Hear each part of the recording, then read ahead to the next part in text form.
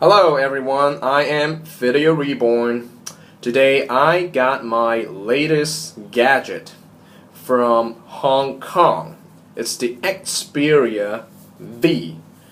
It's the latest phone with a Qualcomm Snapdragon S4 1.5 GHz, a 1 GB of RAM, 8 GB of internal memory, a 4.3 inches screen with a 1280 by 720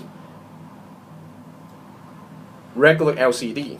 Okay, the PPI is actually higher than the iPhone 5. It has around 340 PPI.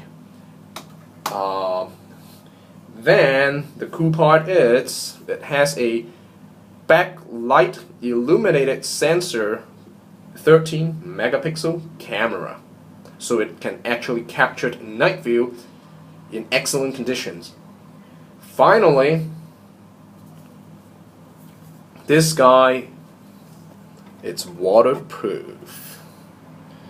So why am I introducing you this phone? Because this guy's quadrant score, it's excellent. It's 5,680. I tried that. You can check it out online. Again, it's very fast when you compete with other quad-core phones such as HTC running Tegra 3, as well as the Samsung Galaxy S3 running Xenos, and then the other Galaxy Note 2 also in a quad-core. This guy can compete against them.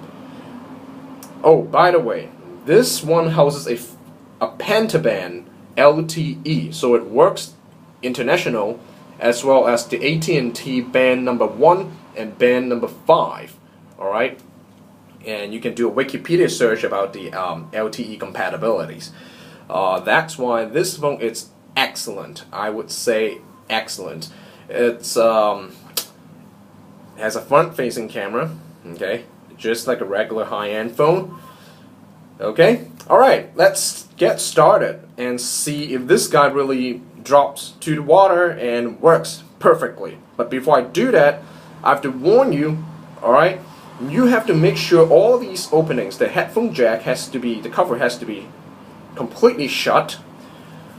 The USB, micro USB HML port, which supports the HDMI as well as the micro USB data transfer and charging, has to be completely shut.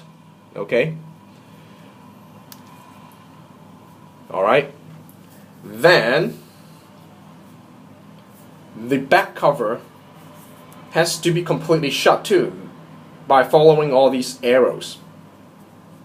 Make sure you press all the way down, okay?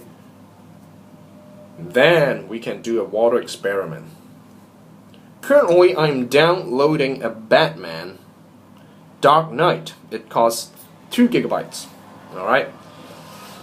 And it's running Android 4.0.4, but I'm assuming that the Sony will be updating this guy to Jelly Beans. Unfortunately, you have to wait for a while for the 4.2. okay, alright, so let's check it out about this phone. So 4.0.4, okay, alright. Now I'm gonna put this guy into the water.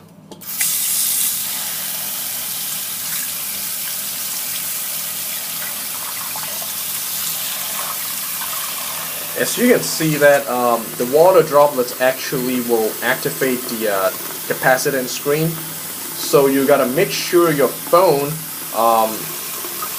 you cannot operate underneath the water, but you can operate before you enter the water. So when you are inside the water, you cannot use the phone.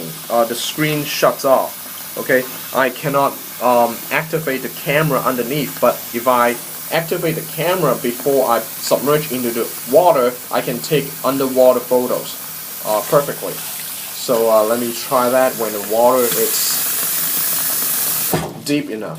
Okay, so right now I put my phone in here. Okay, you can still see it's still running. I'll show you a camera video recording. Okay. Oh, one cool feature is it has a quick launch for camera. So once you slide that button, okay. For example, if you are in a lock screen, okay, you unlock it. Oh, excuse me. There's a phone call.